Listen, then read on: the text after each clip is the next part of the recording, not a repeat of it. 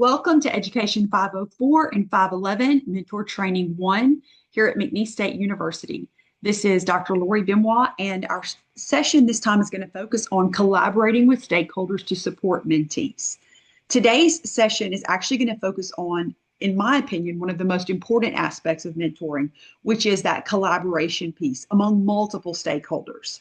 As mentors, we operate at the intersection of multiple systems: the school, the district, and the university or teacher preparation provider. Each of those systems has its own expectations, responsibilities, and resources, and part of our job is to bridge them effectively for the benefit of our mentees. Our mentees, whether they are residents, whether they are student teacher residents, novice educators, or perhaps they are going to be even experienced teachers who maybe are just going to join our cycle. They're entering a profession, or they're maintaining practice in a profession built on relationships. As I often say, we're in the people business. This module is about how we model professional collaboration in a way that promotes clarity, accountability, and shared purpose. By the end of the session, you should walk away with practical strategies for partnering with stakeholders and integrating your mentee more fully into both the classroom and the larger school community, and hopefully the professional network at large. Let's go ahead and dive in. Mentoring is not a solo act. It's a shared professional commitment. Every stakeholder who interacts with the mentee contributes to his or her development. Collaboration ensures that everyone is working toward the same goals and that the mentee receives clear, aligned messages about what effective teaching looks like. As the mentor, you have great power in determining how the mentee receives messages, not only the tone, but actually their access to them, and also in aligning and leveraging resources to ensure they understand the messages. Strong communication among mentors, administrators, and university site coordinators prevents confusion and supports consistency. When stakeholders work in isolation, mentees can feel pulled in multiple directions. But when collaboration is strong, the mentee experiences a seamless bridge between theory and practice. We truly do our mentees a disservice when we discredit the role that any of these people play in helping them develop and helping them find resources. So we want to make sure that we are practicing that professionalism and supporting one another in producing the very best effective teacher that we can in this mentee. Finally, we must remember that mentees learn as much from what we model, which is what I was talking about before, as what we say. When we demonstrate professionalism in how we communicate and collaborate, we set a living example of collegiality, reflection, and shared responsibility. There are two really important frameworks that underpin this work, and we're going to talk about both of them. So I put both of the conceptual frameworks here. I encourage you to look them up. They're both very interesting, and I think you would definitely find that the mentor role has a place in both frameworks. So let's actually talk about them. Wenger's Communities of Practice gives us a powerful lens for understanding professional growth, and it's the one at the top. A mentoring relationship is one small community of practice within a much larger one that includes schools, districts, and universities. The more we connect those communities, the richer the learning experience is for our mentee. Bronfenbrenner's ecological systems theory, which is the one at the bottom, kind of looks like almost looks like the layers of the Earth system, because it's a layered conceptual theory. Helps us actually visualize this context. Our mentee doesn't exist in a vacuum. They're influenced by multiple environments: the classroom, the school culture, the district's expectations, the university standards, and a teacher preparations provider's standards.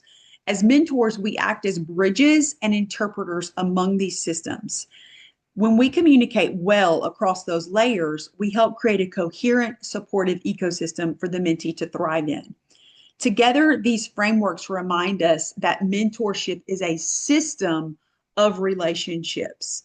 Effective collaboration among all parts of that system strengthens the overall learning environment. And these interconnected systems actually support our mentees' growth. As mentors, we hold the key to helping them make sense of and actually maximize their participation in these multiple systems with multiple layers. It helps to clarify what each stakeholder contributes. The school provides the daily environment where practice occurs. It's where routines, relationships, and the school's culture take place. The district ensures that the work aligns with professional standards and provides access to professional learning.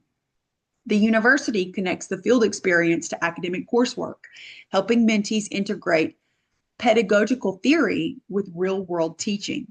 And the mentor? We serve as the connection thread. We interpret expectations across those systems, advocate for our mentees, and ensure they have access to the people and resources that support their growth.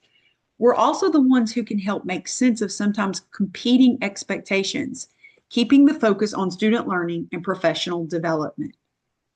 By understanding these roles clearly, we reduce confusion and strengthen the entire partnership around our mentee success. Additionally, we play a really big role in how they perceive the perception. And I don't think I can underscore how important it is that they understand the power of what they're doing and that we help them filter out some of the distracting and some of the unnecessarily negative and unproductive voices that are speaking into the beginnings of what can be a very rewarding career.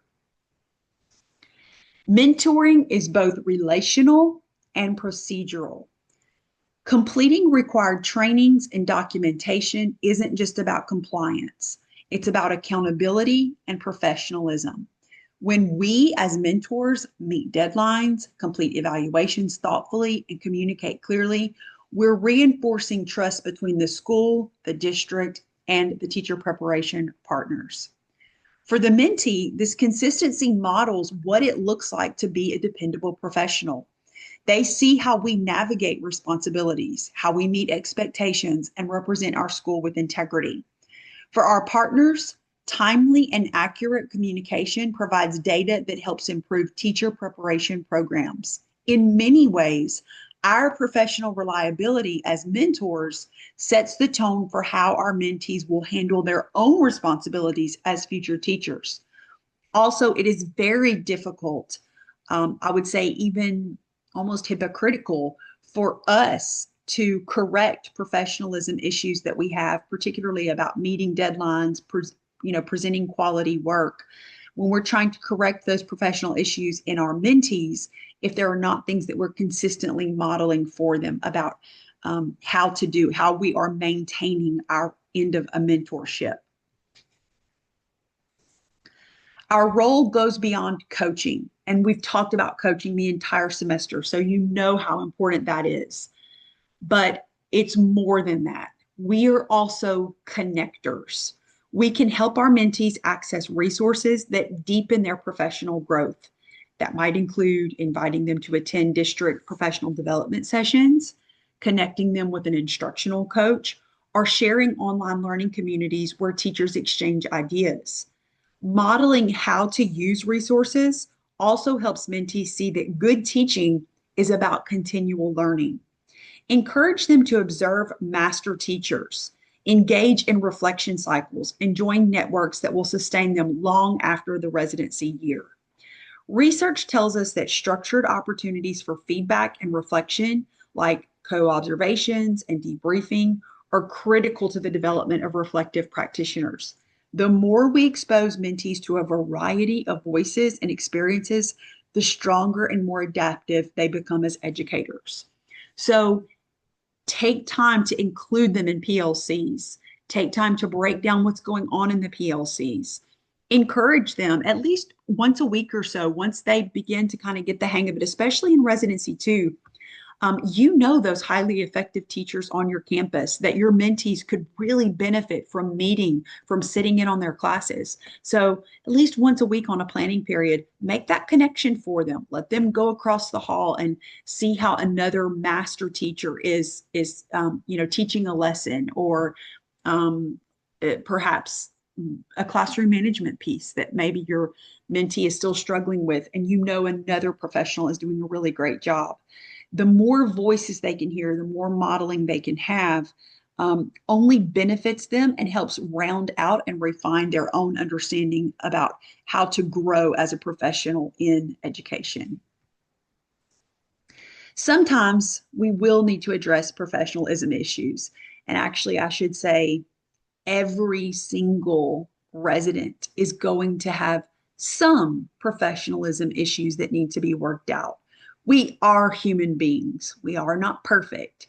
Some of it may simply be a lack of knowledge on their part, a lack of perhaps access to maybe having a professional model that they've had as part of their life experience.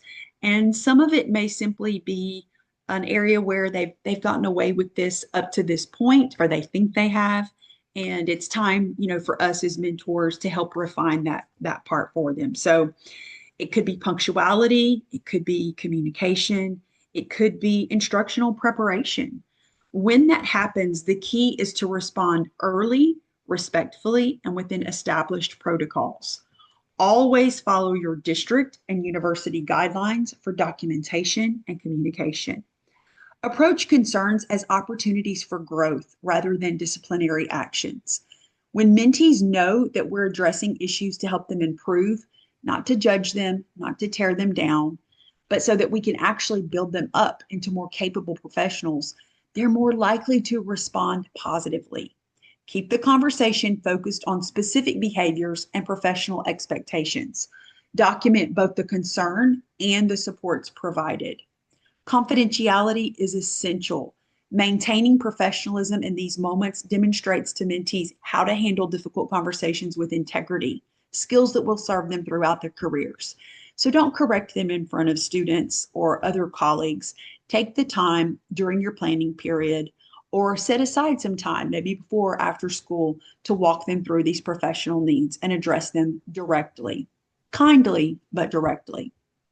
Additionally, McNeese, it will provide you, when you become one of our mentors supporting one of our residents, you will receive an orientation that really outlines the professional expectations and what our protocols and processes are for handling those. So while we say confidentiality is essential, this doesn't mean that you don't report it to that university site coordinator if they are under the umbrella of McNeese. And also, if you are simply supporting someone within your own school system, make sure that you follow your district and schools protocols for handling professionalism issues, documenting them, and ensuring that you are using the accountability chain of command, so to speak, in order to make sure that the key personnel know that it is an issue. We definitely do not want anything that could be a safety issue that started as a professionalism issue to impact our own students' health, well-being, and safety. Those children are the most important piece of this.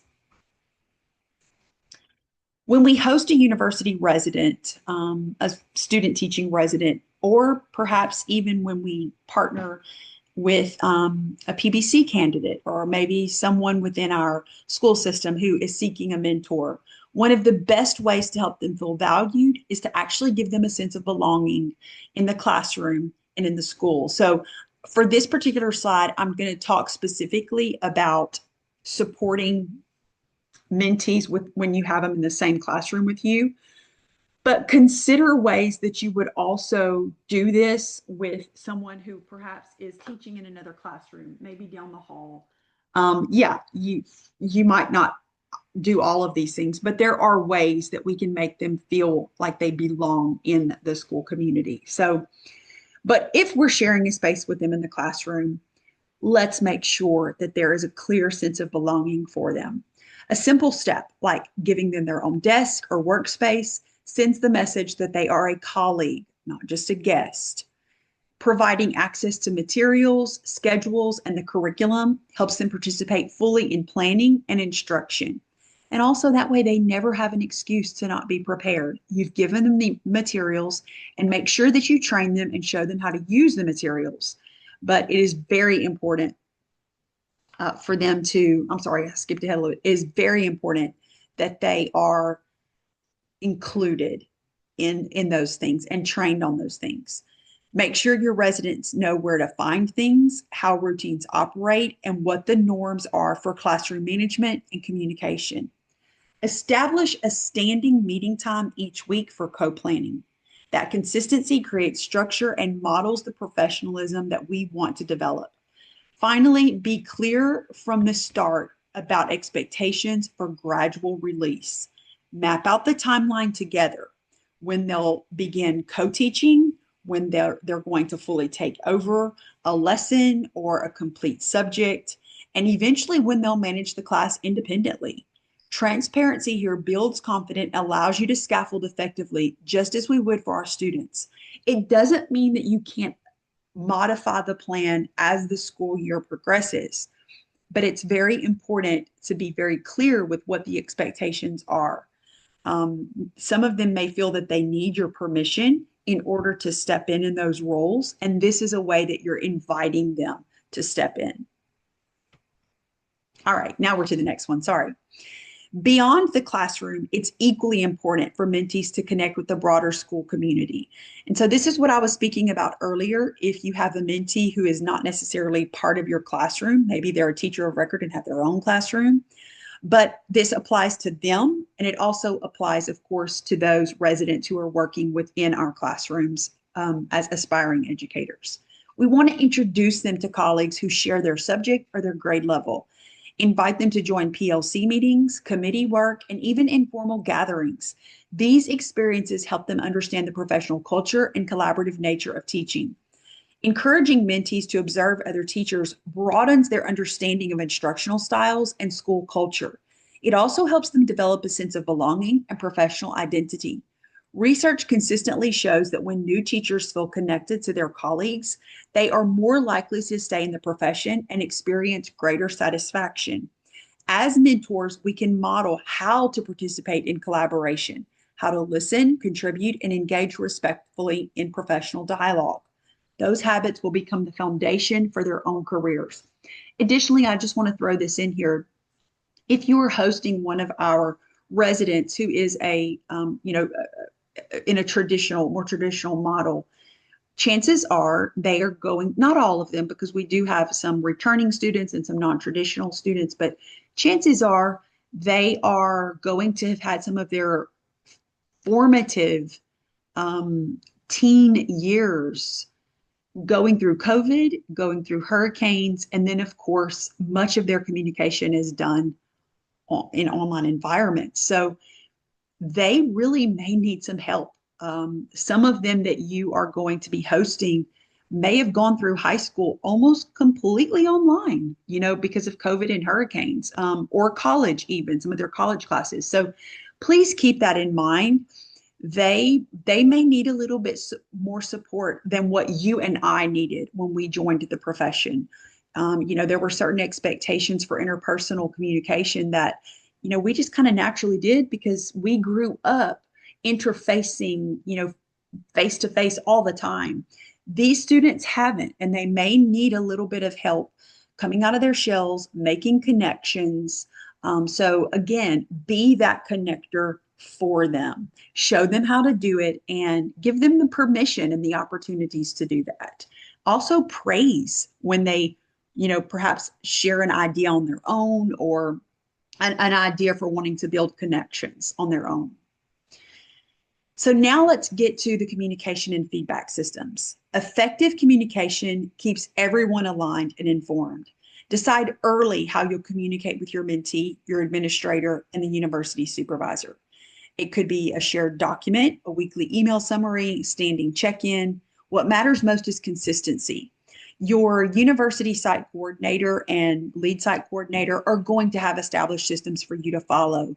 The others may not, and so you need to develop something on your own. Make sure that your feedback aligns with university rubrics and expectations.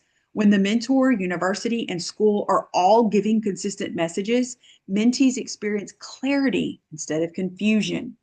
Using shared tools like observation logs or reflection journals can streamline this process. They create transparency and provide evidence of progress over time. Clear systems don't just make things easier, they strengthen trust and ensure that the focus stays on professional growth. So if you're hosting one of our university residents, I highly recommend that you use the tools that we provide for you, the ones that we as site coordinators are using.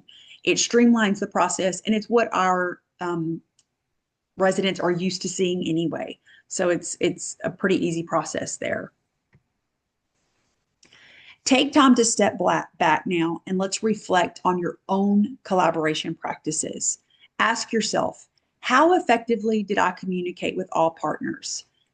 Do I advocate for my mentees' needs? Are there moments where better communication could have actually made things smoother in my previous experience having a mentee?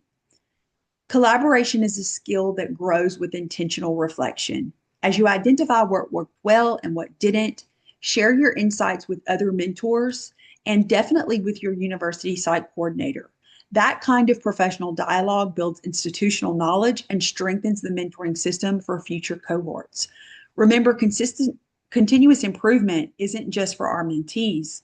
It's part of our own professional growth as well. And we are constantly refining our practice here at McNeese State University to do the best we can with the most current knowledge and data available to support our mentees and our mentors. So let's pause and reflect together. Think about your own mentoring journey. Which partnerships, so think of school, district, university, are you trying to align and learn the most about so that you can support your mentee? What layers of relationships, what connections do you feel are most important?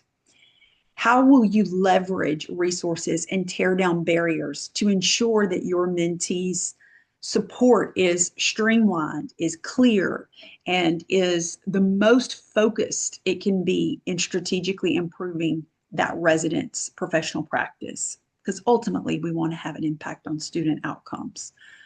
Consider barriers: inconsistent communication, unclear expectations, competing priorities. Identify those challenges and consider proactive solutions right now to help you overcome them. For example, could a standing check-in or a shared document prevent misalignment? The more we talk openly about our experiences as mentors, the better we can support one another and the residents that we guide. Collaboration starts with us modeling transparency, reflection, and problem solving. I want us to take just a moment and look at this case study. This is something that occurs fairly often in our practice, where we actually take time to dig pretty deeply into just one student's experience, or one mentee's experience and mentor's experience, so that we all can learn and grow. So let's look at this little case study. Jordan's situation is one of many that we can relate to. A new teacher who's trying hard but losing valuable instructional time due to transition issues. The question isn't just what we do as mentors, but how we engage the broader network of stakeholders who share responsibility for Jordan's development. First, I would identify who needs to be involved. Perhaps the principal, who has observed similar challenges, the instructional coach, who may have tools or strategies to share, and if Jordan is a university resident, the university site coordinator can help align expectations and documentation. In this case, she's a first-year teacher and a PBC resident, so a post-baccalaureate resident. So she's trying to do two things at one time. She's basically working, she's on the job, first-year teaching, and she's also taking university coursework to become a certified teacher. Next, I would make sure communication is consistent, professional, and transparent. For instance, I might document our mentoring meetings in a shared log or schedule a check-in email summarizing next steps. This level of documentation not only supports Jordan's growth, but it also models strong professional habits. Additionally, if it's ever needed, it's documented that you have regularly, and in accordance with whatever body is overseeing your work, you have regularly, according to their definition, whether that's once a week, whether that is once a day, whatever it is, you have made contact and you have shared your professional knowledge in supporting the mentee. When leveraging resources, I think about what's already available in the classroom and in the school. Transition protocols from another grade level team, classroom management, professional development sessions, or maybe even videos of strong transitions from the instructional coaches library. The goal is to connect Jordan with supports that already exist rather than reinventing the wheel. Additionally, we might ask the principal if Jordan could have someone come in and oversee her class for an hour or two so that she could go into someone else's classroom and see the way these transitions are done in action in an authentic setting. If professionalism concerns arise, we follow school and district guidelines. We also follow university guidelines if she's a student. We address the issue promptly and with discretion, looping in administrators and university site coordinators when appropriate. Finally, reflection is key. I'd ask myself, did the communication loop include everyone who needs to be involved? Were the supports timely and effective? Did I consider the mentee's specific needs? Reflection helps us refine our mentoring practice and strengthen the collaborative relationships that ultimately benefit our mentees and our schools. So as you look at this slide, there is a stakeholder collaboration checklist on the right-hand side. Something like this is going to be provided to you either by your university supervisor, the one supervising the field experience, and or by your school or district. And so you're welcome to just kind of take a little screenshot of this if you'd like to, and compare it with what they give you to ensure that all the bases are covered.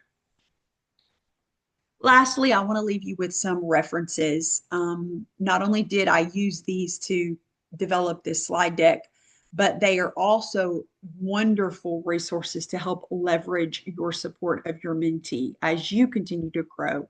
Those of you who are stepping into leadership roles and stepping into instructional coaching roles, these are wonderful current pieces of literature that I think would really build and support your journey. So have a wonderful time supporting mentees and refining your own practice. We greatly appreciate your partnership in this work.